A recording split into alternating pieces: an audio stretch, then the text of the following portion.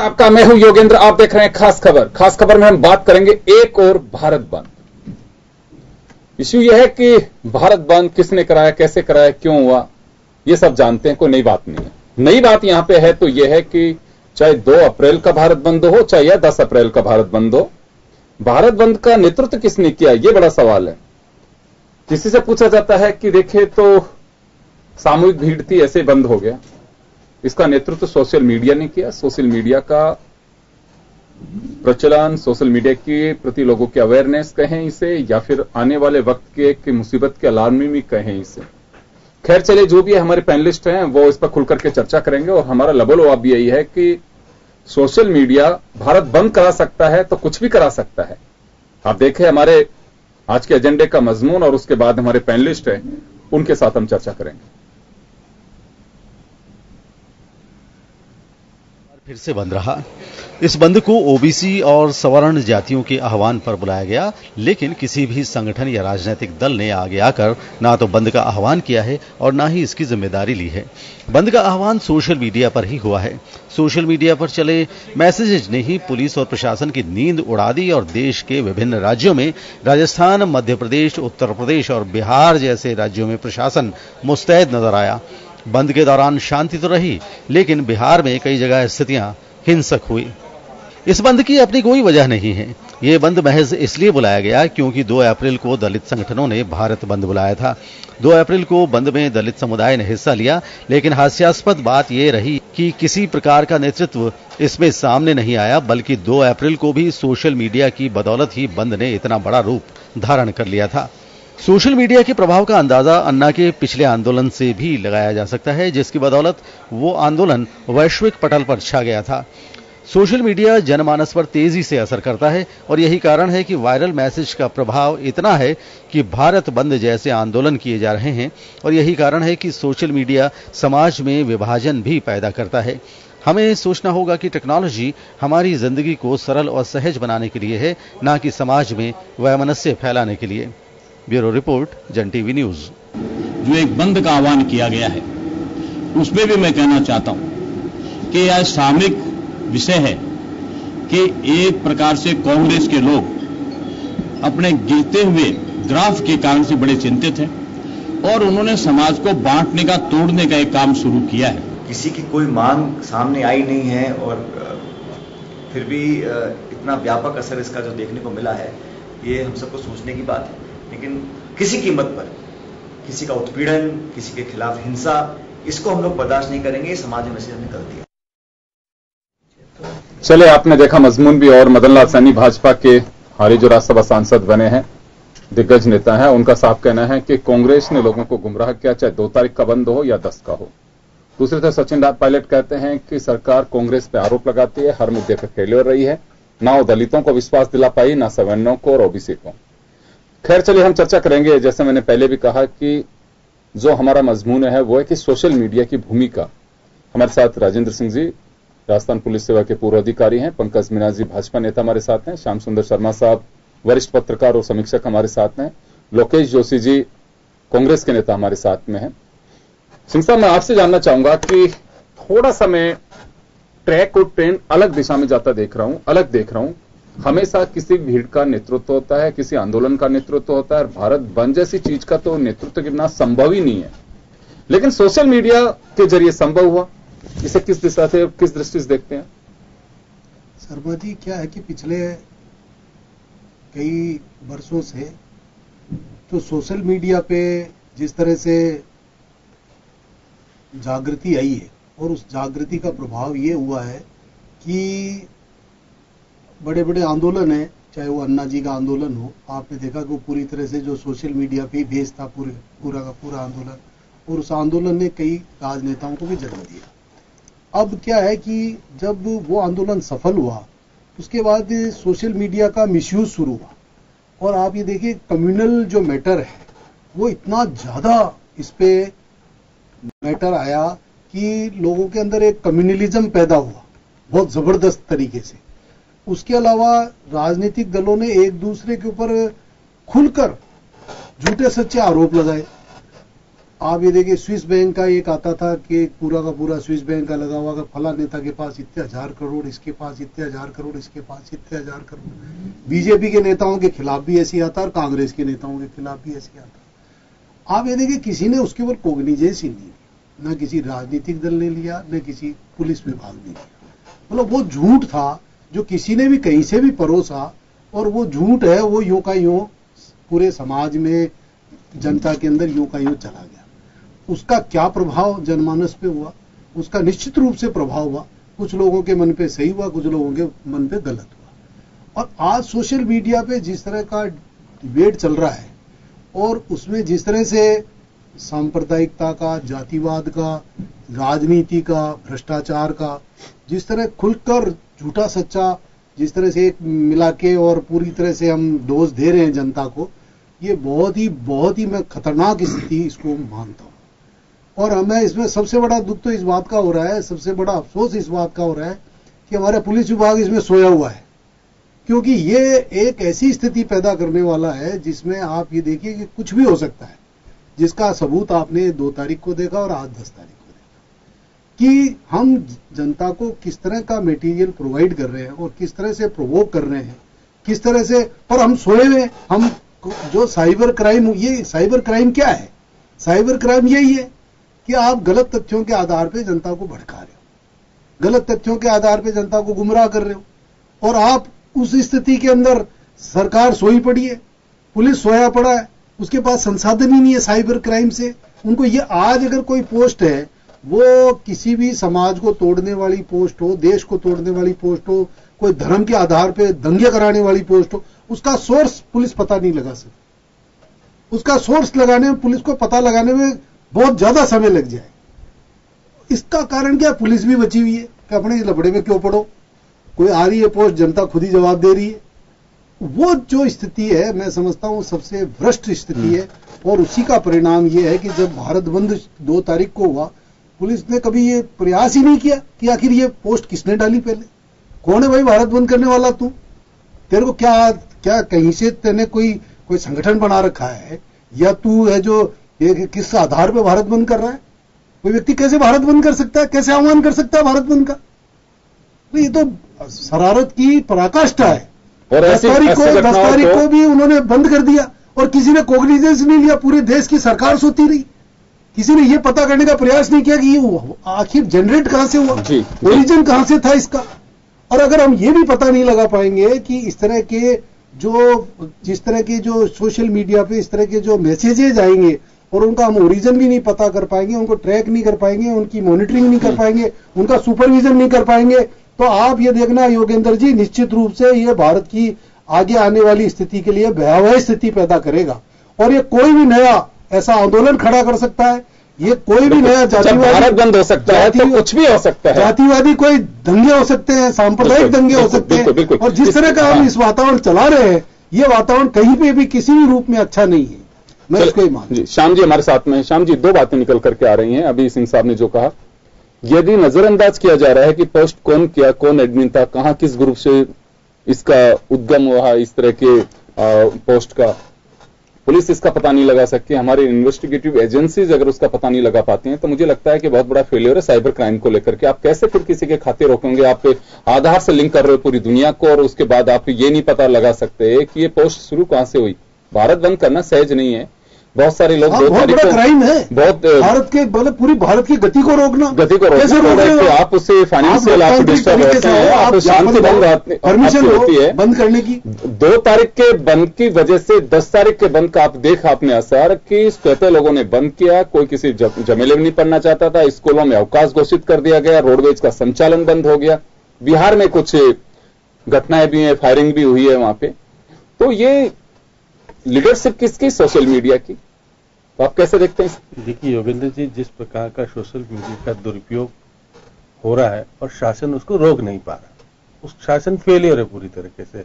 अगर शासन कल ये कहता कि हम आपके साथ हैं, दुकानें खोलिए और सारी चीज, आप ये समझा नहीं पाए, आपने इंटरनेट खुद बंद कर दिया डर के मारे के कहीं और नहीं हो जाए। उससे पब्लिक में भी डर गया है कि पता नहीं क्या इनपुट्स है, किस वजह से इंटरनेट बंद कर दिया गया, 144 लगा दी गई है। चाहे बोले 2 तारीख का बंद हो या 10 तारीख का बंद हो, इस समाज के लिए एक सूत्र में बांधने के बजाय तोड़ने का काम कर रहा है। ये निश्चित रूप से कहा जा सकता है कि आने वाले समय में हो सकता है इससे और भयावह स्थिति पैदा हो जाए भारत में। आप आखिर चाहते क्या है? क्या भारत बंद करने से ये समस्या का समाधान होगा? कभी संभव नहीं होगा। समाज में बैठे लोग अगर सक्षम लोग अगर इस तरह को संभालेंगे नहीं इस स्थिति को, तो निश्चित रूप से ये स्थिति पैदा। आज ना तो कोई राजनीतिक दल बोलने वाला, उस समय तो बोल रहे थे, आज आप देखिए किसी भी राजनीतिक दल, ना कांग्रेस ना बीजेपी ना और कोई दल, कोई भी दल सामने दिखा नहीं। बीजेपी ने आरोप लगाया है कि कांग्रेस की साजिश का परिणाम है और एक इसमें पूरी तरह से जो खेल है वो कांग्रेस का है। देखिएगा कि कांग्रेस का या बीजेपी का साजिश लगा, आपके पास सत्ता है ना, आप करिए उसको उजागर, आप उसके खिलाफ कार्रवाई कीजिए। सत्ताधारी पार्टी को अधिकार नहीं होता आरोप लगाने का, सत्ताधारी पार्टी को अधिकार होता है कि वो कार्रवाई करे। आप कार्रवाई करने के बजाय अपना पीछा छुड़ाने के लिए आप क्योंकि एक कम्युनिटी आपके साथ रहे या आप उससे डरते हैं। आप देखिए दोनों विवाद को जन्म देने वाले कौन? राजनीतिक लोग हैं दोनों, चाहे कांग्रेस हो चाहे बीजेपी। लेकिन इस समाज को बांटने का काम यदि नेता करेंगे तो आने वाले समय में ये समाज उनको बर्दाश्त करने वाला नहीं है। कई जगह पर क्या स्थिति पैदा होगी आपको देख लीजिएगा। आज पूरा भारत 4 राज्यों में तो बहुत अच्छा प्रभाव देखने को मिला, बिल्कुल बंद सा है। राजस्थान के कुछ जिलों में कुछ जगहों पर यहाँ पे भी झड़प हुई है, जैसे कि मैं अभी बस्सी का देख रहा था, बस्सी में लोगों ने तलवारें निकाल ली और 2 घायल हुए। बाड़मेर में कुछ घटना हुई, थोड़ा बहुत हुआ, लेकिन फिर भी कुछ जगह खुला रहा तो उसका विरोध नहीं किया लोगों ने। जिस प्रकार से 2 तारीख को विरोध और जिस प्रकार का उपद्रव की स्थिति मची, आज वो उपद्रव की स्थिति राजस्थान में देखने को नहीं मिली, बाकी जगह बिहार में देखने को मिली, यूपी में देखने को मिली। लेकिन ये स्थिति किसी भी सूरत में इस देश के लिए सही नहीं कही जा सकती। इसको रोकने के लिए आम लोगों को सजग होना ही पड़ेगा, जो कि ठीक लोग हैं। चलिए लोकेश जोशी हमारे साथ में इस वक्त कांग्रेस के नेता। लोकेश जी, 2 बातें मैं आपसे जानना चाहूंगा। एक तो इस तरह के सोशल मीडिया कॉल्स जो बंद के हैं उसको कैसे देखते हैं? दूसरा, कांग्रेस ने आरोप लगाया, कांग्रेस पे आरोप है सीधा बीजेपी का कि आप लोगों की साजिश का परिणाम है ये। देखिए, सबसे पहले तो मैं जो आरोप लगाए गए हैं उनके बारे में आपको बताना चाहता हूं कि सीधे तौर पर बेबुनियादी आरोप हैं। आपने 2 तारीख के बंद को बड़े अच्छे से देखा, पूरे देश ने देखा कि जिस तरीके से चैनल्स ने उन लोगों को गोले में दिखाकर, और जो लोग फायरिंग कर रहे थे, रिवॉल्वर लेकर घूम रहे थे, जिनकी रिवॉल्वर हवा में लहराई दिखाई दे रही थी, वो तमाम लोग हमारे दलित भाइयों के बीच में वो लोग थे जिनको फंडिंग की गई और उनका पता भी चल गया कि वो किन किन संगठनों से जुड़े हुए हैं। तो सीधे तौर पर आपको पता होना चाहिए कि वो भारतीय जनता पार्टी की जो तमाम शाखाएं फैली हुई हैं उनसे जुड़े हुए वो लोग हैं जिन्होंने उपद्रव मचाया और उसके कर्णधार बने, जिन्होंने हिंसा फैलाई और वो लोग उनके अंदर शामिल हो गए। लोकेश जी, लेकिन ये तो दोनों देखिए, आप सिर्फ और सिर्फ ऐसे लोग जिनका सीधे तौर पर उस बंद से कोई लेना देना नहीं, बावजूद उसके कांग्रेस पर आरोप लगाना। अध्यक्ष टीकाराम जूली वो खुल करके लठ लेकर के अजमेर में पूर्व विधायक राजकुमार जयपाल फायरिंग नहीं की किसी ने, रिवॉल्वर लेकर नहीं घूमे। हम उन असामाजिक तत्वों की बात कर रहे हैं, सीधे तौर पर आरोप लगा रहे हैं। आरोप। चलिए, दूसरा तो सोशल मीडिया के कॉल पे बंद अगर होता है उसको कैसे देखते हैं? देखिए, सोशल मीडिया अपने आप में एक इस विश्व का बहुत बड़ा प्लेटफॉर्म बन चुका है। कह सकते हैं हम कि वो एक तीसरी दुनिया के रूप में स्थापित हो चुका है। लेकिन समझने वाली बात यह कि जिस तरीके से हर चीज के अच्छे और बुरे दोनों तरीके के प्रयोग होते हैं कि हम चाहें तो सकारात्मक उपयोग कर सकते हैं और हम चाहें तो नकारात्मक उपयोग कर सकते हैं। भारतीय समाज में सोशल मीडिया का जिस तरीके से दुरुपयोग करना इस देश के प्रधानमंत्री ने इस देश के लोगों को सिखाया, आज उसी का परिणाम है कि वो जो चाहते हैं वो हो रहा है इस देश में। भारतीय जनता पार्टी चाहती है कि इस देश के लोगों के टुकड़े किए जाएं, धर्म के आधार पर इस देश को बांटा जाए, क्षेत्र के आधार पर बांटा जाए, और वो जो दिखाना चाहते हैं। देखिए, अभी राजेंद्र जी ने कहा कि पुलिस प्रशासन क्यों नाकाम है उस पोस्ट को, उस ओरिजिन को पकड़ने के लिए, तो सीधे तौर पर सरकार का संरक्षण उन लोगों को प्राप्त है। अन्यथा कहीं से वो पोस्ट चलती है और उसके चलने का पता पुलिस को नहीं लगे, ऐसा संभव नहीं है। लेकिन हम जांच नहीं करना चाहते हैं। मैं आपको ताजा उदाहरण देता हूं कि कल पूर्व मुख्यमंत्री अशोक गहलोत ने एक ट्वीट किया आज के बंद को लेकर कि बंद शांतिपूर्ण होना चाहिए और किसी प्रकार की अफवाहों पर ध्यान नहीं दिया जाना चाहिए। उसके जवाब में नरेंद्र मोदी जी और अमित शाह के कवर फोटो लगे हुए एक व्यक्ति का रिप्लाई में ट्वीट आया और पूर्व मुख्यमंत्री अशोक गहलोत को सीधे तौर पर धमकी दी गई कि अगर कोई भी व्यक्ति उनके घर पर हमला करेगा तो 10 लाख रुपए का इनाम दिया जाएगा। 20 घंटे से ज्यादा हो गए और पुलिस ने कोई कार्रवाई नहीं की है। चलो मैं एक बात जानना चाहूंगा आपसे लोकेश जी, इसी पे आपने एक बड़ी बात कही है इसको लेकर के कि 2 फोटो पोस्ट करके साथ में उनको टैग किया और किसी ने तो अमित शाह और नरेंद्र मोदी का फोटो लगाना ही ये क्या साबित कर देता है कि हाँ बिल्कुल उन्हीं के इशारे पे या उन्हीं का कोई व्यक्ति हो सकता है, कोई भी कर सकता है। तो मैं ये कहना चाहता हूं कि हौसले इतने बुलंद हो गए कि हमारे ऊपर इन लोगों का हाथ है, हमारा कोई कुछ नहीं बिगाड़ सकता। एफआईआर दर्ज करवाई ना, कल कंप्लेन दर्ज करवा दी है उन्हें, कल कंप्लेन दर्ज करवा दी, 20 घंटे हो चुके और अभी तक कोई कार्रवाई नहीं हुई है। खैर चलिए पुलिस इसका करेगी। चलिए पंकज जी, आपने देखे कुछ तो आरोप भी लगे हैं आप पे। मैं सबसे पहले तो देखें हमारा जो मूल एजेंडा है आप लोकेश जी के सवालों का जवाब देना। मेरा सबसे पहला सवाल आपसे यही होगा कि सोशल मीडिया के जरिए बंद के 2 कॉल ये देश देख चुका है, प्रदेश देख चुका है, आप कैसे इसे देखते हैं? और दूसरा, बीजेपी को ऐसा क्यों लग रहा है कि कांग्रेस की साजिश? योगेंद्र जी, 20 मार्च को सुप्रीम कोर्ट का एक निर्णय आता है, उसके बाद में जो हमारे देश के जनजातीय या दलित बाहुल्य क्षेत्र है वहाँ एक थोड़ा सा कहीं ना कहीं असंतोष का कहना चाहिए या उनके मन में उथल पुथल होती है कि कहीं हमारा आरक्षण के साथ कोई छेड़छाड़ तो नहीं की जा रही, और उस आक्रोश को, उस असंतोष को भुनाने का काम किया कांग्रेस ने। कहीं ना कहीं ऐसे बंद का एक कॉल शुरू हुआ बिना किसी संगठन के, बिना किसी नेता के, और 2 तारीख को जो बंद का जो दिन था। नहीं, जब आप कह रहे हैं बिना किसी नेता और संगठन के, तो फिर आप कांग्रेस के ऊपर आरोप कैसे लगा रहे हैं? मैं आपके पास आप बोलिए। मैं एक ये लोकेश जी से जानना चाहता हूं, 2 तारीख को अगर कोई बंद होता है, उसके अंदर कोई उपद्रव होता है, अगर उससे पॉलिटिकली बेनिफिट होता है तो किसको होता है? सीधा सीधा कांग्रेस को होता है। और उस बेनिफिट को कैसे लेना है, इसको अगर आप देखें तो माननीय इनके कांग्रेस के राष्ट्रीय अध्यक्ष जी का एक ट्वीट आता है उस दिन कि बंद करने वाले को मेरा सैल्यूट है और हम आपके साथ हैं, ऐसा एक राहुल गांधी जी का ट्वीट आता है। ये ट्वीट क्या दिखाता है? आप कहीं ना कहीं उन बंद करने वालों को मनोबल बढ़ाना चाहते हैं, जो उपद्रव करने वाले उनका मनोबल बढ़ाना चाहते हैं, उनको उनकी पीठ थपथपा रहे हैं। और क्यों? केवल इसलिए कि आपको उसका राजनीतिक बेनिफिट लेना है।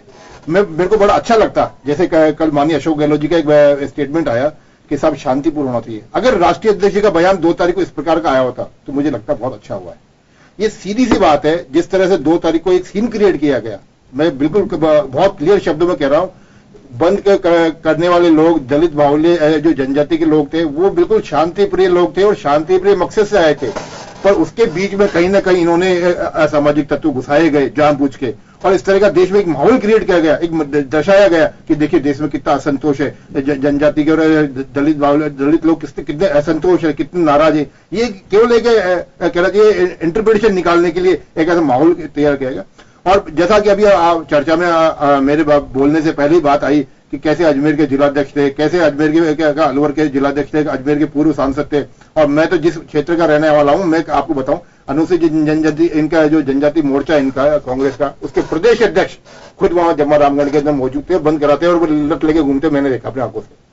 तो ये बड़ा साफ सा है कि केवल पॉलिटिकल बेनिफिट लेने के लिए आपने सुनिश्चित तरीके से आपके केंद्रीय मंत्री पर भी आरोप लगा पर्दे के पीछे खड़े रखे इन्होंने क्या इस तरह का सीन क्रिएट किया, और सीन का केवल ये मकसद ये था कि ये बीजेपी पार्टी बदनाम हो, ये वर्तमान सरकार बदनाम हो। परंतु मैं धन्यवाद देना चाहूंगा देश की जनता को, जिन्होंने 10 तारीख को कांग्रेस के मुंह पे करारा टमाटा मारा है कि कोई नेता नहीं, कोई इनका संगठन नहीं, और हमने बताया, देश की जनता ने बताया कि हम ये जो कांग्रेस ये बांटने की राजनीति कर रही है ना, जातियों में बांटने की, कि हाँ ये हमारा दलित वोट हमारा है, एससी वोट हमारा है, एसटी वोट हमारा है, और इसको हमको वापस कैप्चर करना है। ये आज का जो सफल बंद है बिना किसी घटना के, ये सफल बंद केवल इस बात का संदेश है कांग्रेस के लिए कि देखिए आप ये जातीय राजनीति बंद करना करिए, ये समाज को लड़ाना बंद करिए। हम ये कांग्रेस के लिए ही मैसेज है। मेरी तो चिंता बहुत आगे है कि इस तरह की घटनाएं जो होंगी, आप अभी भी उसे अप्रिशिएट कर रहे हैं। आपके बयान में राहुल गांधी के ट्वीट में मुझे कोई बहुत ज्यादा अंतर नजर नहीं आ रहा है। दोनों बातों में फर्क है। राहुल गांधी जी का ट्वीट था, वो प्रोवोक करने के लिए सुबह 8 बजे आता है। मैं आज आप भी बंद को सफल करा रहे हैं, आप धन्यवाद दे रहे हैं। नहीं, मैं बंद सफल होने के बाद में कह रहा हूं कि देश की जनता ने बंद किया है। आज देखिए एक आदमी भी गाड़ी लेके नहीं घूमा बंद कराने के लिए, एक जगह भी नहीं है। वो तो आपने धारा 144 लगा दी, नेट बंद कर दिए, स्कूलों में एक तरह से भय का वातावरण हो गया, लोगों ने सरकार का बंद मार रहे हैं कि सरकार ने स्वयं ने बंद किया है। तारीख को जिस प्रकार से घटना आज का बंद उसको देखकर सरकार ने अपने एहतियातन उपाय सारे किए कि भाई आज कितने लोग भूखे सोए होंगे, उन्होंने कमाया नहीं, कैसे होंगे दिन दैनिक दैनिक का। मैं बिल्कुल आपकी बात से सहमत हूँ। लोकतंत्र के अंदर जब हम प्रदर्शन धरना प्रदर्शन होता है, इससे कहीं परेशानी भी होती है। लेकिन पंकज जी, मेरा तो पहला सवाल से बनता, देखिए पहला सवाल जो मेरा था, फायरिंग हुई, फायरिंग हुई, बिल्कुल हुई। मैं तो सिर्फ इतना सा जानना चाहूंगा कि आप इस बात को अप्रिशिएट कर रहे हैं, लेकिन सोशल मीडिया के जरिए अगर कोई मूवमेंट खड़ा होता है, बिल्कुल वो सफल हो जाता है, आप लोगों को भविष्य की चिंता नहीं है इसको लेके? योगेंद्र जी, ये कल तो दंगे भी हो सकते हैं, आप ये मानकर चलिए। नहीं है, ये किसी भी प्रकार का मूवमेंट नहीं है, ये केवल कांग्रेस पार्टी की राजनीति, उसको तमाचा है ये सर। आपको ये लग रहा है कि मूवमेंट नहीं है? मैं एक बार जाना चाहूंगा श्याम जी के पास में, राजेंद्र जी कुछ कहना चाहेंगे, लेकिन मैं श्याम जी के पास में एक बार जाना चाहूंगा। श्याम जी, क्या मानते हैं, ये एक्शन का रिएक्शन नहीं लग रहा? 2 तारीख को जो एक्शन हुआ उसका रिएक्शन नहीं लग रहा आपको 10 तारीख का बंद? देखिए योगेश जी, पंकज जी जिस प्रकार की भाषा का उपयोग कर रहे हैं कि सफल बंद रहा, किसके लिए बंद रहा, क्यों रहा बंद, इसको चिंता नहीं, चिंता का विषय एक आम व्यक्ति इससे किस प्रकार से दुखी हुआ, और वो जो रोज कमाने खाने वाले व्यक्ति के पास आज किस प्रकार की स्थिति उसके परिवार में हुई, ये सोचने का विषय सरकार के पास नहीं है। हमारी आर्थिक स्थिति कमजोर करने के लिए ये बंद कर रहे हैं, रोज बंद करेंगे आप हम आज बंद करने की बजाय आपको आज खुलवाना चाहिए था ताकत लगा करके, और कहना चाहिए था क्यों बनाया। आप संगठन नहीं आप कि सोशल मीडिया के लोग कितने परसेंट है, जनता ने कहा स्थिति पैदा कर दी आपके, बंद करिए, आप सुनने का प्रयास, आप देखिएगा सोशल मीडिया के लोग कितने परसेंट है, कितने लोग प्रभावी है। आज 10% लोग 90% लोगों को अगर अपने चुंगल में फंसाकर इस प्रकार की स्थिति पैदा कर दे हर बार, कभी कोई करे, ये देश को बांटने का काम कोई भी सरकार रहे, कोई भी रहे, उसका दायित्व बनता है कि आप समझाएं, आप प्रयास करें कि इस तरह की घटना नहीं होनी चाहिए देश में। आप दलित और हम सब साथ साथ रहेंगे, और इस प्रकार की घटना होकर के खाई कोई पैदा हो गई, देखिएगा हिंडौन में पैदा हुई ना, आज स्थिति खराब है वहां पर, बाड़मेर में पैदा हुई ना, बहुत जगह जो 14 पर्टिकुलर डेट्स में हो, ये हमेशा के लिए एक तरह से हो जाती है। और मैं तो ये कहना चाहूंगा कि कई ऐसी जगह हैं जहां पे उत्तर प्रदेश, बिहार, राजस्थान में कई बार ऐसे हालात बने हैं, जो सामाजिक तनाव, ताना बाना दो शक्ति जो एक तरह से कहें कि थोड़ा सा चेंजेज आ रहा है, या कहें कि उस पर असर पड़ रहा है, वो एक बड़ा कारण सोशल मीडिया का उपयोग है। कोई डाल देता है कि फलानी जगह ऐसे हो गया, ये लो साहब, उसकी वजह से तनाव पैदा हो गया। तो मुझे लगता है कि वो किसने पोस्ट की, वहां राजेंद्र जी का सवाल था ये कि आज 2 तारीख के कोल बंद के लिए 23 तारीख से या 24 तारीख से इसका कोल शुरू हो गया था कि 2 तारीख को भारत बंद होगा, 10 तारीख के लिए उसके काउंटर में 10 तारीख का बंद हो गया था। तो ये अगर आज तक हम उस पोस्ट करने वाले को नहीं ढूंढ पा रहे हैं कि भाई आपका मकसद क्या था, कहां थे आप, क्यों कर रहे हो, डायरेक्शन पे किया आपने, हाँ, कैसे किया, हाँ, उस तक पहुंचना चाहिए। आज अगर वहां तक नहीं पहुंच पा रहे हैं तो बिल्कुल फेलियर है सर। कल को कोई भी इस तरह का मैसेज है वो डाल देगा, और उसका इम्पैक्ट क्या होगा सोसाइटी के ऊपर, देश के ऊपर उसका क्या इम्पैक्ट होगा। ये तो सरकार की ड्यूटी है, इंटेलिजेंस एजेंसियों की ड्यूटी है, आपके जो इन्वेस्टिगेटिंग एजेंसियों की ड्यूटी है।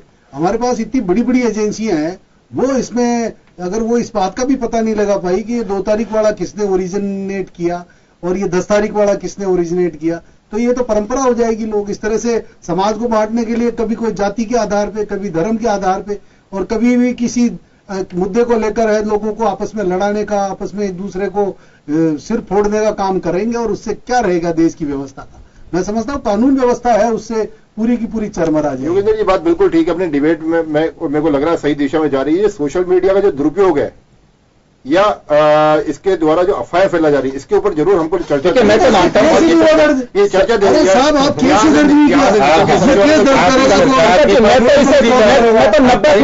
दर्ज करेगा कौन, मैं तो ये कह रहा हूं सरकार करेगी, सरकार को कॉग्निजेंस लेना चाहिए, लेना चाहिए इसका।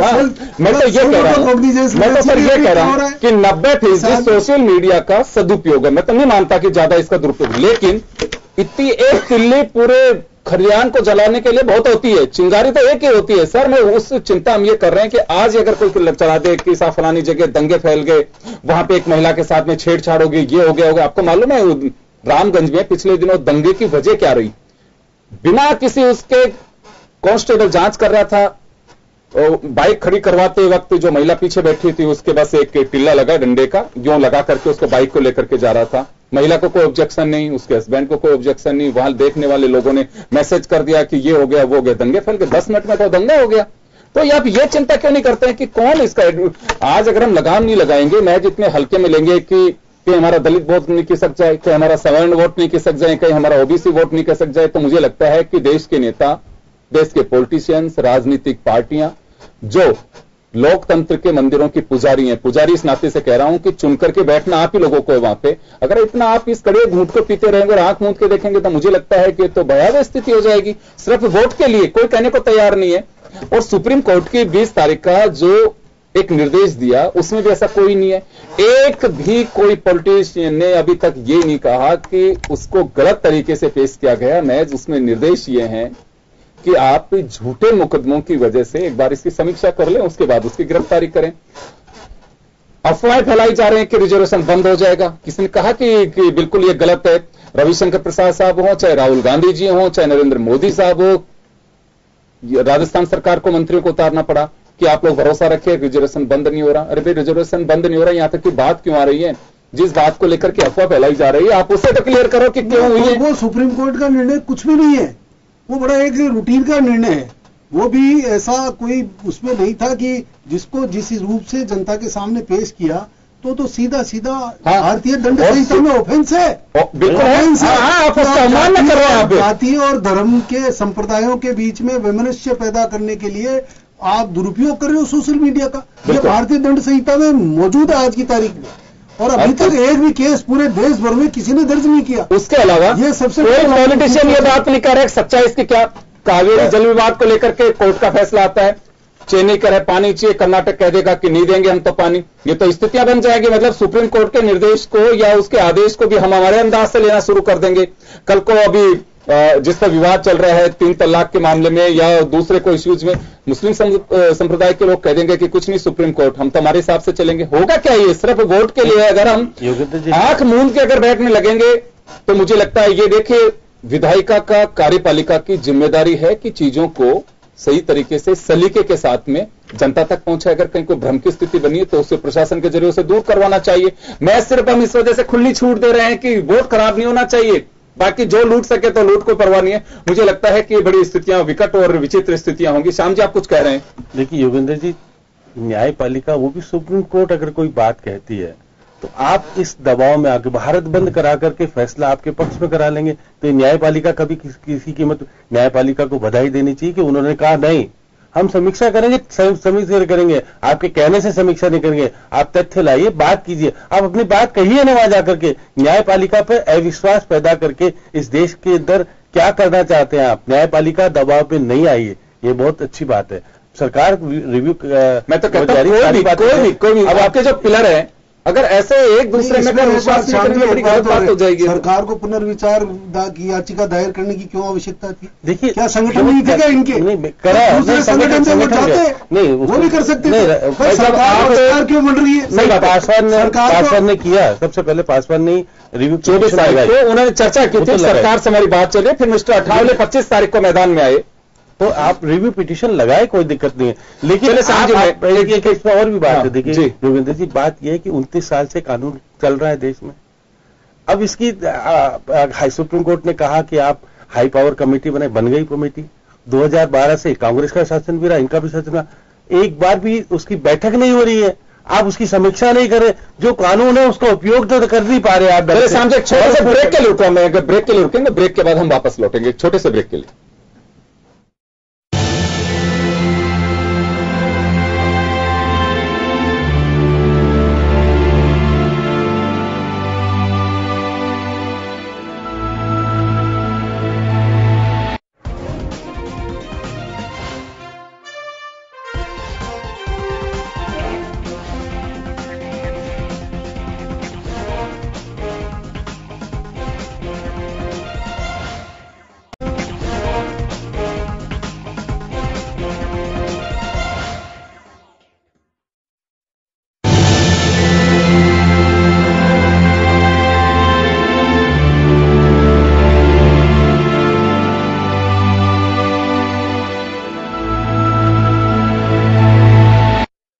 फिर आपका स्वागत है। आप देख रहे हैं खास खबर। बात कर रहे हैं हम सोशल मीडिया से होने वाले भारत बंद की। सोशल मीडिया का प्रभाव आप देखिए कि बिना किसी लीडरशिप के भारत बंद हो जाता है, और एक बार नहीं, दो बार।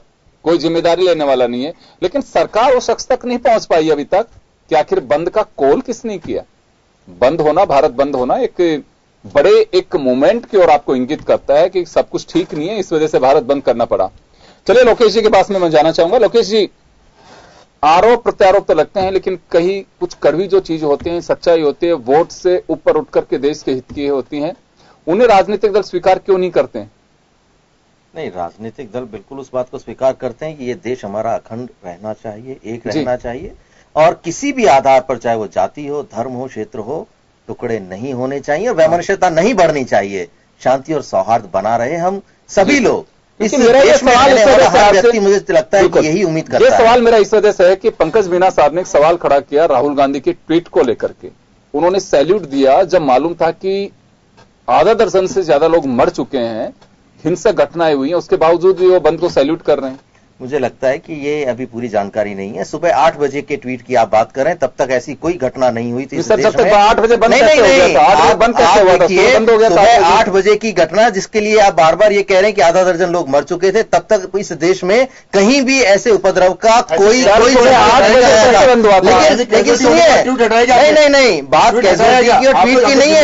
आप देखिए, अगर इस देश के देखिए, सीधे तौर पर यह कहा जाता है कि लोकतंत्र में प्रदर्शन करने का और अपनी बात कहने का अधिकार सभी को है, लेकिन उस अधिकार के तहत उसका कोई दुरुपयोग नहीं कर सकता, वहां वैमनस्यता उत्पन्न नहीं कर सकता, शांति को यानी खराब करने का प्रयत्न नहीं कर सकता, वायलेंस का कोई स्थान नहीं है। यही बात लगातार कही जाती है। लेकिन ये जो आरोप लगा रहे हैं, बहुत हास्यास्पद आरोप है कि कांग्रेस इस तरीके से दंगे बढ़वाने का काम करती है, या जो दलित आंदोलन कर रहे हैं उनका दुरुपयोग कर रही है कांग्रेस ऐसा कोई काम नहीं करती है। मैंने आपको थोड़ी देर पहले कहा, सरकार की जिम्मेदारी तय होनी चाहिए। आज मेरी बात सुनिए, एक मिनट योगेंद्र जी बात पूरी करने दीजिए कि केंद्र और राज्यों में आज भारतीय जनता पार्टी की सरकार है। क्या यह दायित्व सरकार का नहीं है कि वो तमाम तरह के ऐसे उद्गम स्थल जहां से ये चीजें डेवलप होती हो? आज भारतीय जनता पार्टी ने उस फेक न्यूज वाले कानून को वापस ले लिया। एक तरफ तो आप बात करते हैं कि फिल्टर लगाएंगे हम,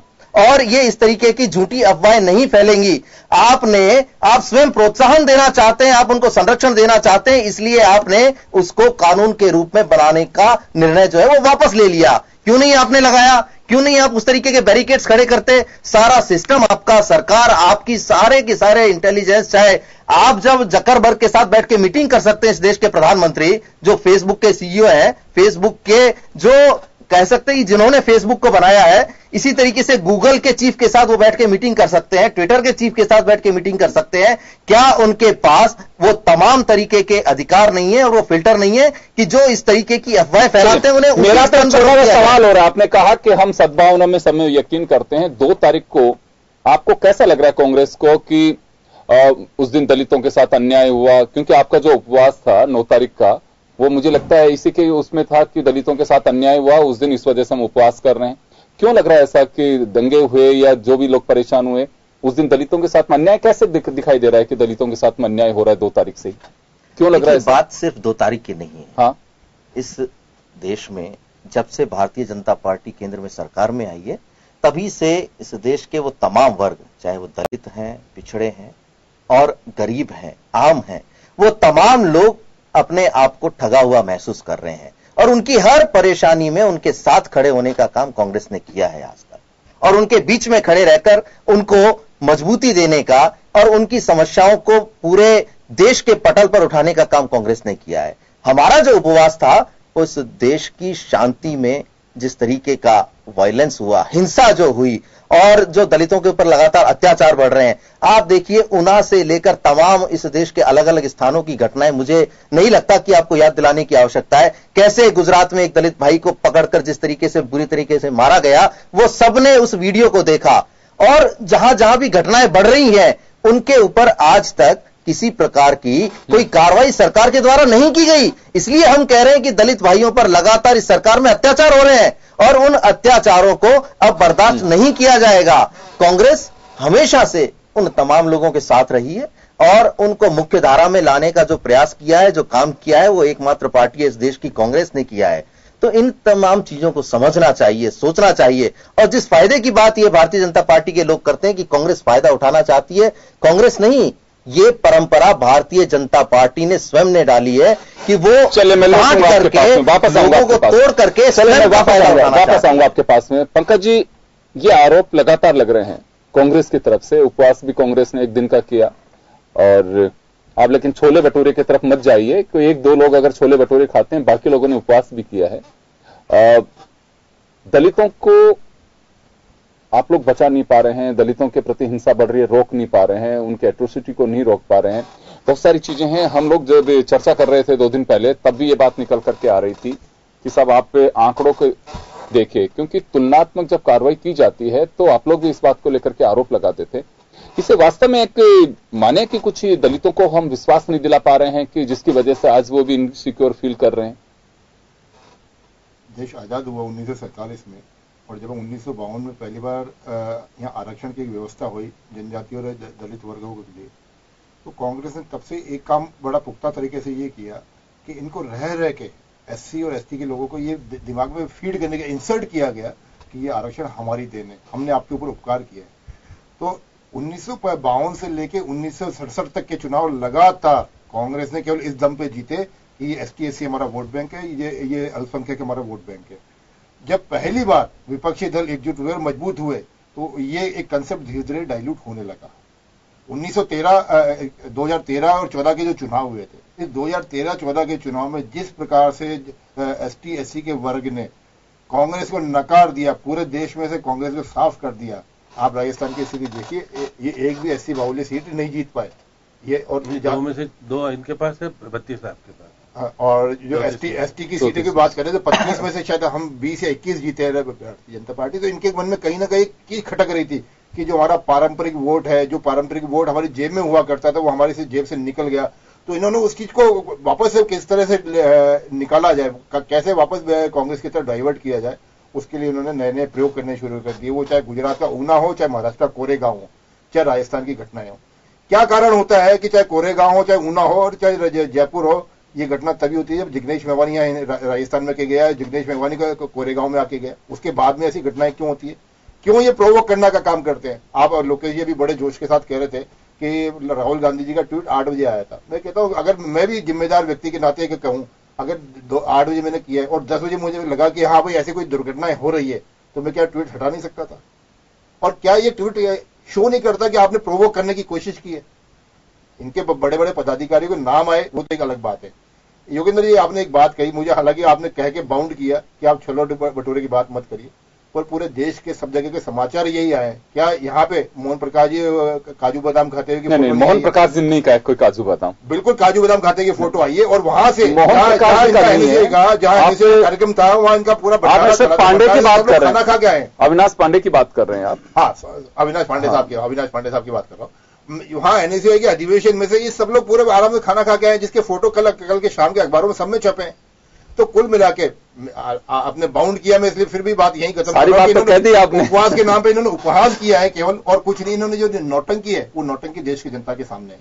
देखिए, यहाँ सोशल मीडिया की बात हो रही है, और मैंने आपको ये कहा कि सोशल मीडिया के उपयोग और दुरुपयोग का जो तरीका है वो किसने सिखाया, और उसके बाद जब उपयोग की बात आती है तो उसके दुरुपयोग का रोकने का तो तरीका सरकार के पास है ना। सर, हम तो दोनों से आपसे जानना चाहेंगे, हमें तो हमारी चर्चा करनी, हम तो दोनों से सिर्फ ये जानना चाहते हैं, अभी भी जो हमारा एजेंडा था, फिक्र की बात है कि भविष्य की चिंता है कि आप लोगों को कि वास्तव में जब भारत बंद हो सकता है तो कुछ भी हो सकता है, और मैं तो ये कहूंगा कि सरकारें भी बदल सकती है, सोशल मीडिया आप इससे, और मैं आपको इंगित कर रहा हूं, ये ध्यान रखिएगा कि कभी वक्त ऐसा नहीं हो कि सोशल मीडिया किसी सरकार के पतन का कारण बन जाए। सिंह साहब, आपको लगता है कि अगर नहीं रोक पाएंगे? अभी हम लोग सिर्फ उस पर उन्होंने ये किया था, हम उनके साथ है, उन्होंने ये किया था, हम उस ओर जा रहे हैं। सोशल मीडिया की जो, क्योंकि एक पावर हो गई, लोगों को लगने लगा है, और इसका तो अच्छा मजा है कि कुछ वो क्या बोलते हैं उसको, हल्दी लगे ना फिटकरी और रंग चौक आए, तो वो वाली बात है ये तो, कि कुछ नहीं करने का, व्हाट्सएप पे टाइप करना है और आपको पोस्ट कर देनी है, उसी के आधार पे सब कुछ हो जाएगा। तो मुझे लगता है कि इतनी ज्यादा उसको बुलाने की भी आवश्यकता नहीं है, और इसके डेप्थ में जाने की जरूरत आपको लगता है सिंह साहब? अभी भी पॉलिटिकल पार्टीज गंभीर नहीं है, जबकि एक आम हिंदुस्तानी इस बात को लेकर के बहुत चिंतित है कि सोशल मीडिया के दुरुपयोग को भी रोका जाना चाहिए। योगेंद्र जी, ये बात बिल्कुल सही है। अगर सोशल मीडिया है उसका जो मिसयूज हो रहा है उसको रोकना बहुत आवश्यक है। सरकारों को इस पर ध्यान देना पड़ेगा। साइबर क्राइम है उसके ऊपर ध्यान देना पड़ेगा। जो भी पिछली बार जब बजट की बहस हुई थी, जब भी मैंने यही बताया था कि हर जिले के अंदर साइबर क्राइम के पुलिस स्टेशन बनने चाहिए। जो एसडीएम हेडक्वार्टर है वहाँ पे आउटपोस्ट बननी चाहिए। सरकार को ये संसाधन विकसित करने पड़ेंगे। अगर सरकार इसकी तरफ ध्यान नहीं देगी तो किसी भी समय कोई बहुत बड़ा विस्फोट हो जाए तो आप उसको नजरअंदाज मत करिए। निश्चित रूप से कहीं न कहीं जो भी हमारे देश तोड़ने वाली जो ताकतें हैं वो कोई हमारा इंतजार करेगी क्या? और तो मैं तो कहूंगा कि एक तरह से ये बारूद है, ये विदेशी ताकतें हैं जो हमारी देश की जातीय व्यवस्था को, सामाजिक व्यवस्था को, सांप्रदायिक एक सद्भाव है, सौहार्द है, उसको सबको खत्म करके इस देश को, जो इस देश की एकता अखंडता उसको तोड़ना चाहेगी। और उसको तोड़ने के लिए ये सबसे बड़ा हथियार मिल गया। आप देखिए कि सबसे बड़ी बात है 2 तारीख का बंद ऐसे हुआ है, उसका आज तक ये पता नहीं कॉल किसने किया। और सरकार अभी भी चुप है, बिल्कुल सरकार कुछ नहीं बोल रही है। सरकार 10 तारीख का भी उसने ये पता लगाने का प्रयास नहीं किया कि ये इनिशिएट किसने लिया, कौन बंद करने वाला है। क्या हम केवल ऐसे गुमनाम जो चेहरे हैं, क्या उससे इस देश की व्यवस्था को प्रभावित करेंगे और हम चुप बैठे रहेंगे? तो ये तो हमारी पूरी व्यवस्था है, उसको चुनौती है ये। और अगर इस चुनौती को सरकार ने स्वीकार नहीं किया और इस पे अगर सतर्क नहीं हुई सरकार, तो किसी भी दिन आप ये क्यों सोच रहे हो कि ये इस तरह की छोटी मोटी घटनाएं होंगी? विदेशी ताकतें हमारे देश को तोड़ने के लिए तैयार बैठी है। वो कोई भी इस तरह का मैसेज, कोई भी इस तरह की पोस्ट है वो डाल के कुछ बात का बतंगड़ बना सकती है। तो हम क्या कर रहे हैं? हमारी जो एजेंसी है उनका सुपरविजन होना चाहिए। फेसबुकों पे, व्हाट्सएप पे, ट्विटर्स पे कि कौन किस तरह के मैसेजेस दे रहा है, उनकी एक व्यवस्था होनी चाहिए। उनका एक कोई डाटा बैंक होना चाहिए। उसकी अगर आप आज की तारीख में कोई रिपोर्ट दे तो रिपोर्ट लेने वाला ही नहीं है। थानों में तो जानते ही नहीं बेचारे साइबर क्राइम क्या है। एक पुलिस स्टेशन पूरे राजस्थान में बना हुआ है। अब आप कैसे, और इतना बड़ा घटनाक्रम हो गया पर सरकार की तरफ से आज कोई एक मुकदमा दर्ज नहीं है। तो ये सब चीजें इस बात को बताती है कि हमको इस मामले में सतर्क होना पड़ेगा। हमको इस बारे में कानून को और भी सख्त बनाना पड़ेगा। और मैं कह रहा हूं जो अभी ये इनको बात करनी पड़ेगी आपके फेसबुक से, ट्विटर से, व्हाट्सएप से, कि कोई भी आदमी अपनी पोस्ट डालेगा तो उसमें जो वो आपके शेयर कर रहा है या वो उसको पोस्ट को अगर कहीं से लेके और अगर आगे डाल रहा है तो उसकी रिस्पॉन्सिबिलिटी उस पर आएगी। और उसमें उसको लिखना पड़े कि ये मैं यहां से शेयर करके फिर डाल रहा हूं। आज की तारीख में तो क्या, उसको सेव करो आप फोटो को और उस फोटो को आप अपनी तरफ से डाल दो। तो ये जो व्यवस्था जो चल रही है इस समय खुलेआम, वो उसको रोकना बहुत जरूरी है। अगर हम नहीं रोकेंगे तो उसके निश्चित रूप से परिणाम भी हमें भुगतने पड़ेंगे और दुष्परिणाम पूरे देश को भुगतने पड़ेंगे। और सबसे बड़ी बात, आम आदमी को भुगतने पड़ेंगे। भुगत रहा है। बंद हो गया। मैं आपको बताऊं, सुप्रीम कोर्ट का निर्णय था। अब बेचारे वो सब्जी वाले थे, उनको ठोक रहे थे लोग।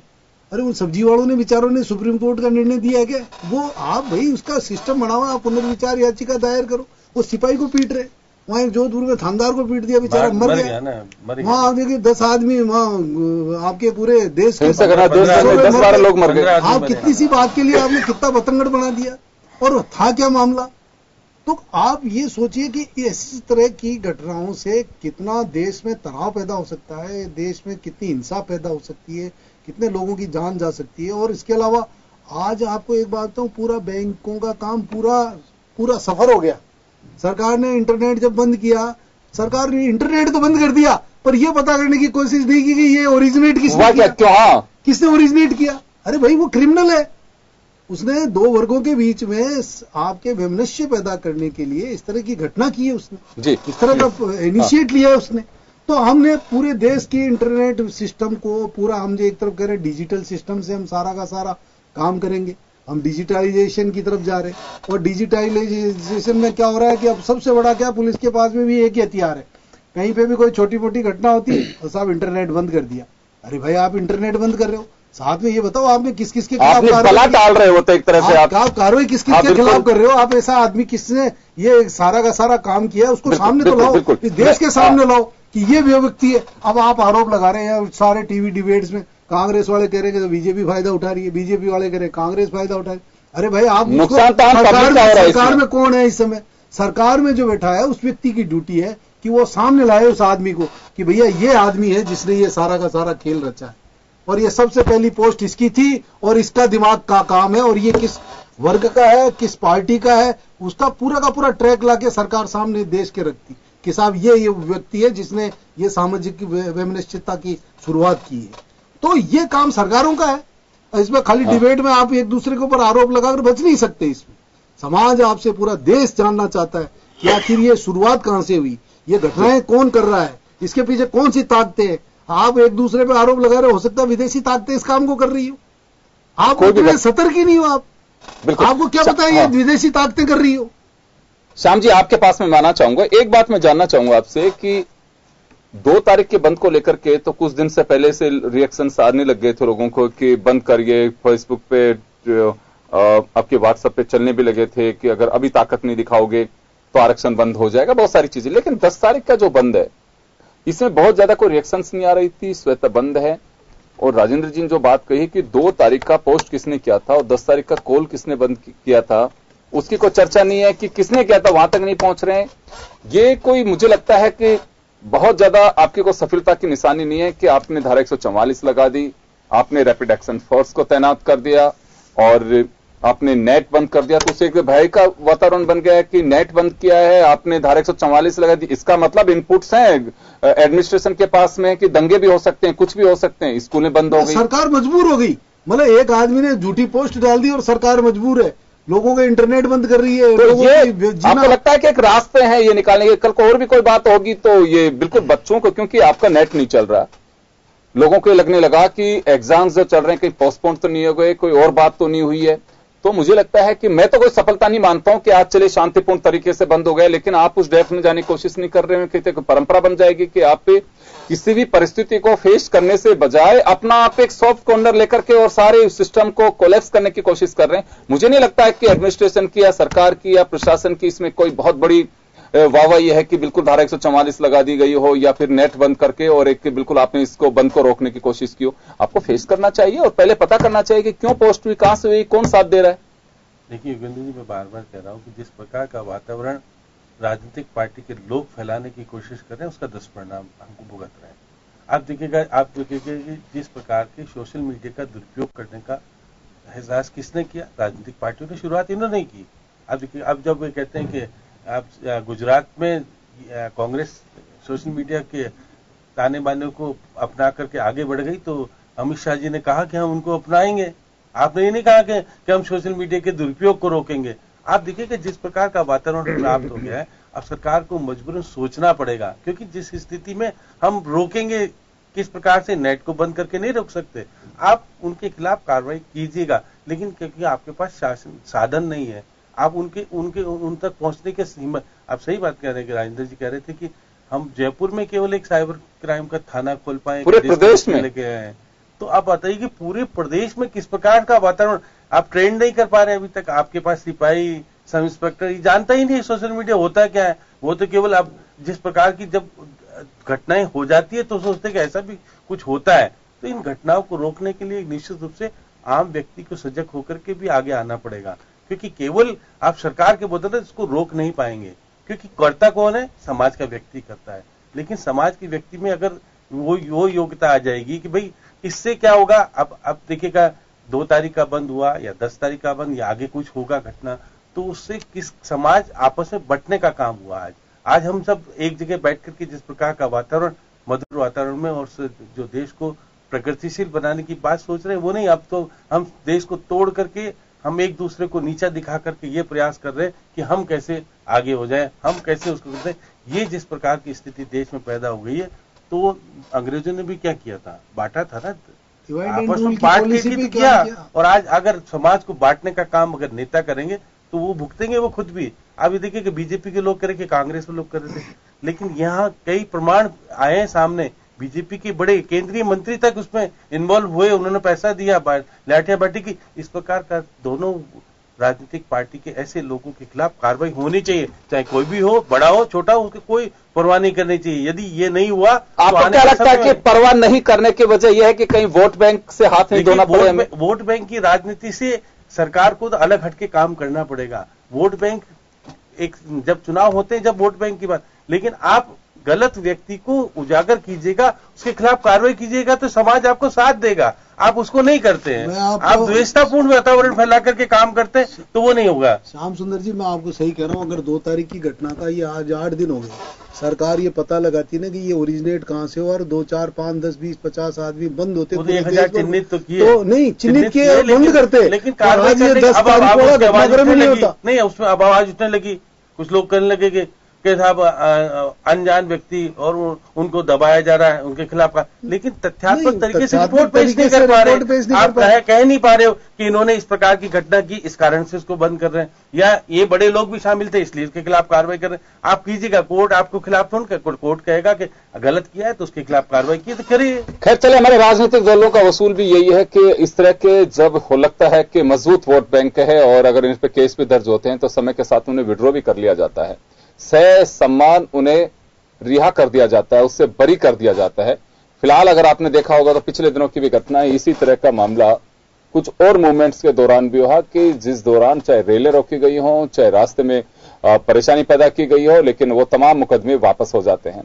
ये भी जो झिझक नहीं रहती, आदमी में डर पैदा नहीं होता है, कानून का जो भय होता है, वो देखता है कि मेरे समाज में मेरे नेताओं में बहुत बड़ी ताकत है, समय के साथ सब बंद हो जाएंगी। मुझे लगता है कि ये एक नजरअंदाज करने का जो तरीका है ये भी बहुत गलत है। लोकेश जी, आपके पास में आना चाहूंगा, क्योंकि सोशल मीडिया की भूमिका को लेकर के हम चर्चा कर रहे थे और नेताओं या राजनीतिक दलों का आंख मूंदना, मुझे लगता है कि देश से ज्यादा अगर वोट बैंक को इतना तवज्जो दिया जाएगा तो बहुत मुश्किल होगा। निश्चित तौर पर सोशल मीडिया की भूमिका की समीक्षा सरकारों को, राजनेताओं को और तमाम उन उपयोगकर्ताओं को करनी चाहिए जो उसको आज बड़े रूप में उपयोग में ले रहे हैं, क्योंकि सीधे तौर पर सोशल मीडिया एक ऐसा, जो आपने कहा कि बारूद का ढेर बन चुका है, जहां एक चिंगारी मात्र से इस देश में इतनी बड़ी घटनाएं हो सकती हैं, जैसे कि 2 बार भारत बंद हो गया, तो ऐसी घटनाएं अब आगे नहीं होंगी। इसकी जिम्मेदारी कौन तय करेगा? सिर्फ भारत बंद तक सीमित नहीं रहेंगी ये घटनाएं, कल को किसी भी रूप में, चाहे वो सामाजिक ताने बाने को तोड़ने की बात हो, या इसको क्षेत्रों में बांटने की बात हो, या सरकार को गिराने, उठाने, किसी को नेता बनाने, बिगाड़ने की किसी भी तरीके की बात हो, अगर वो सब कुछ सोशल मीडिया करेगा तो फिर आम इंसान की भूमिका क्या रह जाएगी? उस पर मंथन होना आवश्यक है और सरकार का यह दायित्व बनता है, सरकार की यह जिम्मेदारी भी बनती है कि इस तरीके की घटनाओं पर लगाम लगाने का प्रयास करे, उन तमाम सिस्टम्स को डेवलप करे जिनसे कि हम इनको कंट्रोल कर सकें। अब इतना एडवांस हो चुकी है टेक्नोलॉजी कि अब क्राइम करने वाला क्राइम करके चला जाता है, अब 2 महीने तक यह पता नहीं कर पाता कि क्रिमिनल कौन है। तो उन सब टेक्नोलॉजीज को जो कि क्रिमिनल और बाकी के लोग अडॉप्ट कर रहे हैं, सरकार को, सरकार के सिस्टम्स को अडॉप्ट करनी चाहिए, उनको अपने उस सिस्टम में इन्वॉल्व करना चाहिए ताकि वो खुद उसका उपयोग लेते हुए सीख दे सके कि इसका सदुपयोग ये है और ये दुरुपयोग है। दुरुपयोग करने वाले के खिलाफ सख्त कार्रवाई हो, जब ये नजीर पेश की जाएंगी तभी मुझे लगता है कि इसका दुरुपयोग रुक पाएगा। लोकेश जी, एक मेरा छोटा सा सवाल यहाँ पे एक है कि चले इस बंद को लेकर के तो बहुत ज्यादा कुछ नहीं आ रहा था, लेकिन 2 तारीख के बंद को लेकर के मुझे नहीं लगता है कि हम जो 5 लोग बैठे हैं, किसी के व्हाट्सएप पे पोस्ट नहीं आई हो कि अभी नहीं तो कभी नहीं, हमें स्ट्रेंथ दिखानी होगी, 2 तारीख के बंद में अगर पिछड़ जाओगे तो आरक्षण बंद हो जाएगा। किसी ने जहमत उठाई कि हमने लगातार इस बात को लेकर के लोअर को बैठाया या राजनीतिक दलों को, कार्यकर्ताओं को बैठाया कि सुप्रीम कोर्ट के निर्देश की गलत तरीके से व्याख्या की जा रही है, जो अधिकार किसी को भी नहीं है। किसी एक पॉलिटिकल पार्टी से किसी ने कहा कि बिल्कुल ये निर्देश अलग हो सकता है, अगर नाराजगी है तो आप रिव्यू पिटीशन में जा सकते हो, लेकिन कम से कम ये गुमराह करने का रास्ता तो नहीं होना चाहिए था। किसी पॉलिटिकल पार्टी से किसी नेता ने बात नहीं कही कि नहीं, सुप्रीम कोर्ट का ये निर्देश नहीं है, ना इस तरह का कोई फैसला है, आप इसको गलत तरीके से इसे पेश किया जा रहा है किसी की खुला किसी से। इसका मतलब तो ये होगा कि अगर हम आंख मूंद करके बैठे रहे हैं और रास्ते में चलते किसी महिला के साथ में कोई भी छेड़छाड़ कर भी करके जा सकता है कि नहीं वो छेड़ने वाले हैं, फलानी कास्ट के हैं या फलानी संप्रदाय के हैं, अगर इनको रोकेंगे तो हमारे वोट पे फर्क पड़ेगा, इस तरह से आंख मूंद करके बैठे रहेंगे हम? नहीं, आंखें मूंद कर बैठे रहना तो इस समस्या का समाधान नहीं हो सकता। जिस तरह से ये विकराल रूप धारण करती जा रही है, इसके लिए सभी को अपनी आंखें खोलनी होंगी और आंखें खोलकर ये देखना होगा कि इसको चलाने वाला, इसका उपयोगकर्ता किस तरीके से इसको यूज में ले रहा है और इसका क्या मंतव्य है, यानी ये किस भावना से इस काम को करना चाह रहा है। जब तक वो गहराई में नहीं जाएंगे, आखिरी सवाल पंकज जी आपसे लेना चाहूंगा कि मेरा जो सवाल इनसे था, आपसे भी सवाल है मेरा, हम आंख मूंद के क्यों बैठे रहे जब 2 तारीख के बंद से पहले एक गलत तरीके से सुप्रीम कोर्ट के निर्देश को पेश किया गया। जिम्मेदारी सरकार की थी कि ऐसा कोई निर्देश नहीं है, ये क्यों नहीं बोला गया? रामविलास पासवान साहब कह रहे हैं कि ये गलत हुआ है, ये तो कह सकते थे कि गलत हुआ, निर्णय गलत है, हम संतुष्ट नहीं है, चलिए कोई बात नहीं है, रिव्यू पिटीशन में जाएंगे। लेकिन निर्देश को ही गलत साबित कर दिया गया और बिल्कुल इस तरह से एक माहौल खड़ा किया गया है कि अगर 2 तारीख का बंद सफल नहीं होगा तो आरक्षण ही बंद हो जाएगा। किसी ने सत्ता पक्ष की ओर से बात कही कि नहीं गलत है और निर्देश इस तरह के है ही नहीं, ये क्यों नहीं कहा जाता सत्य को सत्य? देखिए, बिल्कुल ठीक कह रहे हैं आपने। माननीय राष्ट्रीय अध्यक्ष अमित शाह जी का कर्नाटक की चुनावी सभा के अंदर ही आप जैसा बोल रहे उस तरीके का स्टेटमेंट बड़ा साफ सा आया था कि आरक्षण के साथ किसी तरह की छेड़छाड़ नहीं की जाएगी। ये उन्होंने बड़े साफ शब्दों में से स्पष्ट कहा था। जहां तक बात है 2 तारीख की घटना, 2 तारीख को जिस प्रकार नहीं सर आरक्षण बंद नहीं होगा, मैं वो बात नहीं कर रहा हूं, ये तो आप लोग कह रहे हैं। मैं तो सिर्फ वो बात जानना चाह रहा हूं कि सुप्रीम कोर्ट के निर्देश को लेकर के, सुप्रीम कोर्ट के निर्देश को लेकर के क्यों नहीं कहा गया? किसी ने कुछ नहीं कहा। बिल्कुल, वो माननीय राष्ट्रीय अध्यक्ष जी का बयान उसी संदर्भ में था कि हम आरक्षण के साथ किसी तरह की छेड़छाड़ नहीं करेंगे। खैर चलिए, मैं माफी चाहूंगा, समय का अभाव है। हमारी एक सामाजिक जिम्मेदारी की भूमिका अदा करते हुए हमें महसूस हुआ कि सोशल मीडिया के दुरुपयोग को रोका जाना चाहिए।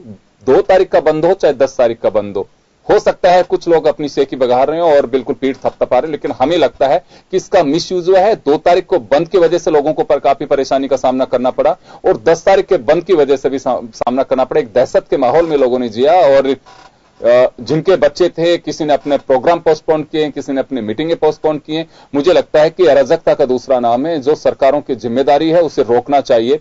सत्य को अगर सत्य नहीं कहेंगे तो लोकतंत्र में मुझे लगता है कि अंग्रेजों में और वर्तमान सरकारों में कोई अंतर नहीं रह जाएगा। उन्हें फिक्र अपनी पूंजी की थी और आज के नेताओं को फिक्र सिर्फ वोट की।